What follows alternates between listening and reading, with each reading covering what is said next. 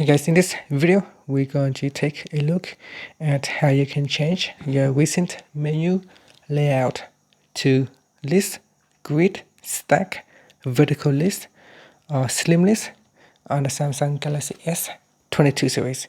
So you can see at the moment I have my layout as a vertical list. By default it is a horizontal list. So first tap on the home button to go back to the home screen.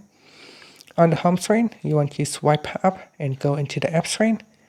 In here, you want to open up Galaxy Store and you want to look for a Samsung app called Good Lock.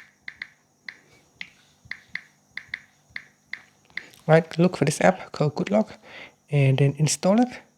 Okay, after you install Good Lock, you need to open it.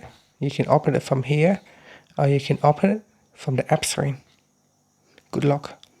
Alright, once Good Lock has opened, you want to go down and download the Home app. So in this Good Lock app, it will have a lot of individual modules like this one here, clock face. So before you can use it, you need to download it. So tap on the download button on the blue down arrow. Okay, so tap on Home app and then you go down and tap on Task Changer. Make sure that you turn on Home app first.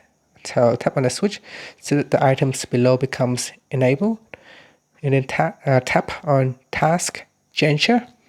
In here, make sure that you tap on the toggle button so that it is in use, and go to the layout type, and you want to select vertical list if you like to use vertical list, or if you select list, this is the default, which is a horizontal list.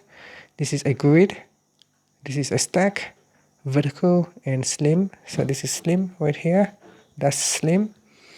This is vertical list. And this is stack right here. That's stack.